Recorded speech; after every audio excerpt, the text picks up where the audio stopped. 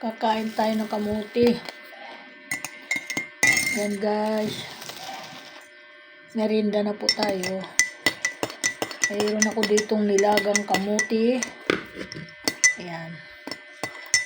Ito po merienda ko ngayon. Ayan. Umuwi ako galing doon sa tindahan at magme-merienda ako ng kamuti. Masarap to guys. Violet siya oh.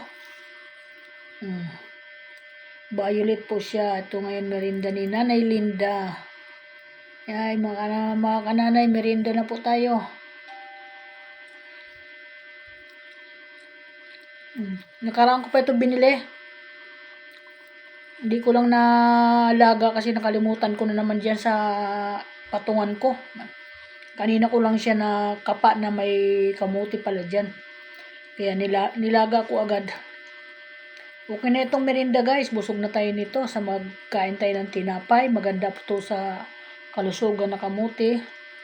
Ito po ang maganda para iwas sugar. Pag magtinapay tayo, parang kanin din yan. Yan. Nagkape ako ng puro. Yan, di ba? Ang sarap, tamis. Ang tamis talaga.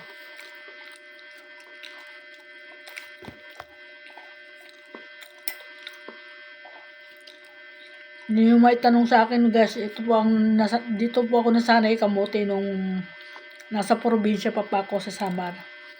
Ito po yung kadalasang kinakain namin nung sobrang kasalukuyan nung araw na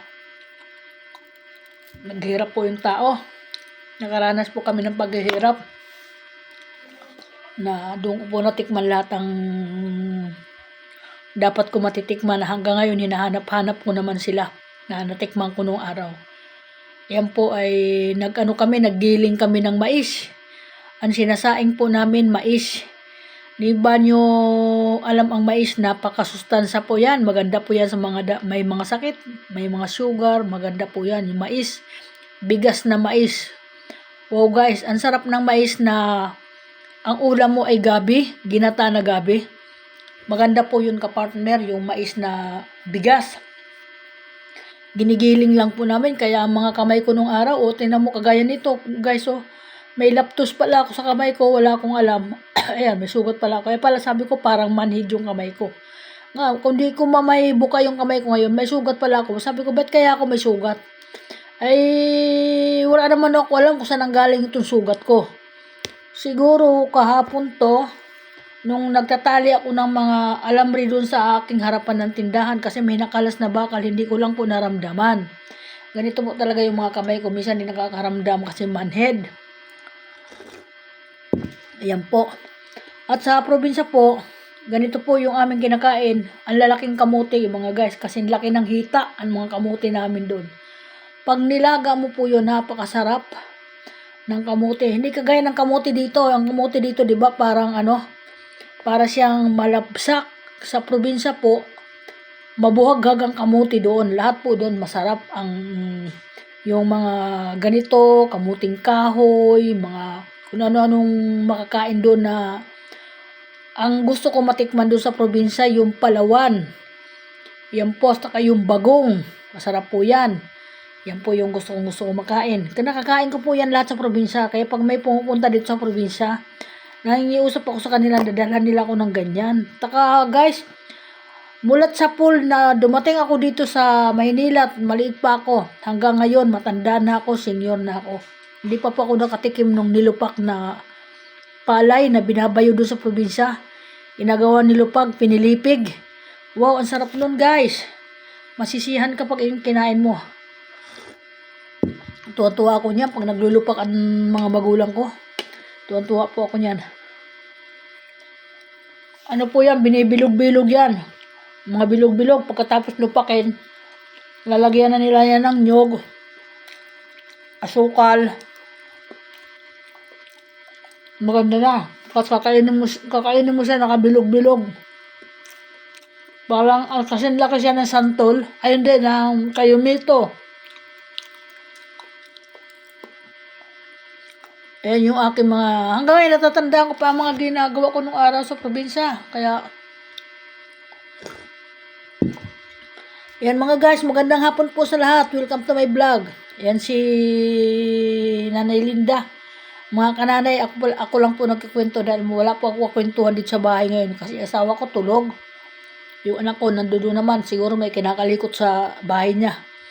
Bantay ako ng tindahan, para ako inaantok. Umuwi ako, sabi ko magkakape ako at kakain ako ng kamote.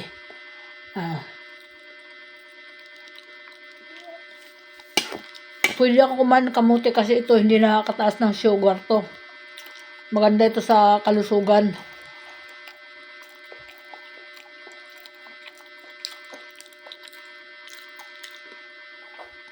Ito nung araw mga guys, nung naghirap po ang tao nung araw.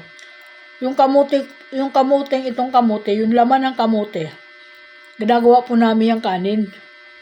Totoo po yan. Sinasawsaw namin yan sa sabaw. Ito po yung pinakakanin namin. Tapos yung pinakaulam namin nung araw, sobrang hirap talaga nung araw. Natatandaan ko yun. Yung dahon po, yung talbos din ito. Yun. Ginigisa lang po namin yun. Pag may nagkakatay doon ng mga mantika, mataba na baboy, kaya taba ng kalabaw, minamantika po namin yon. Nilalagay namin sa bote. Natutulog po yon. Parang pag ginagamit po namin, iniinit po namin sa apoy para po siya matunaw. At yun po yung ginagamit namin panggisa sa mga gulay, kung ano man igigisa namin. Napakalasa kahit wala pong halo. May halo na po siya dahil galing po sa karne yun. At saka yung mga nyug, di ba na mga nyug doon sa probinsya, mga nalalaglag lang yun. Natatapon lang. Dito sa Maynila, hindi yun natatapon dahil mahal dito ang nyog, di ba? Ultimo binibili dito, ultimo bao, binibili dito. Doon sa probinsya, tinatapon-tapon lang yan. Gumagawa kami ng mantika, yung tinatawag naglalana kami sa mga Bisaya. Tapos yung latik, kinakain namin yun. Napakasarap. Kaya nga ako marunong maglatik, marunong magbiko dahil sa nakita ko sa probinsya. Yan po. Kaya ayan, magandang hapon po. Ayan, may natuklasan na naman ako na kwento sa inyo mga guys. Na hindi natin nalalaman ang mga mahalaga sa ating buhay nung araw. Grabe guys, ang sipong ko. Hanggang ngayon, tumutulo. Pati mata ko tumutulo Nagluluha. Yan. Kaya guys, kapag ikaw matatandaan mo pa lahat ang ginagawa nung araw. Totoo yun.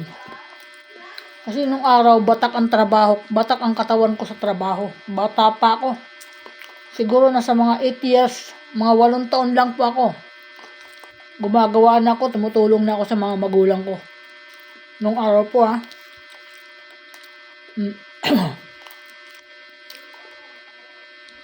Kaya ako sanay po ako sa trabaho.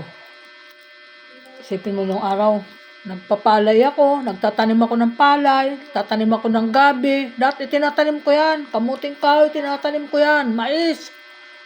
Basta pagka pwede, tinatanim ko yan. Kaya marunong po ako magtanim sa lahat. Kaya mo dito, wala nga akong lupain dito, nagtanim ako ng saging Kung ano tinatanim ko dito nabuhay, ang lalaki na. Napakinabangan na siya.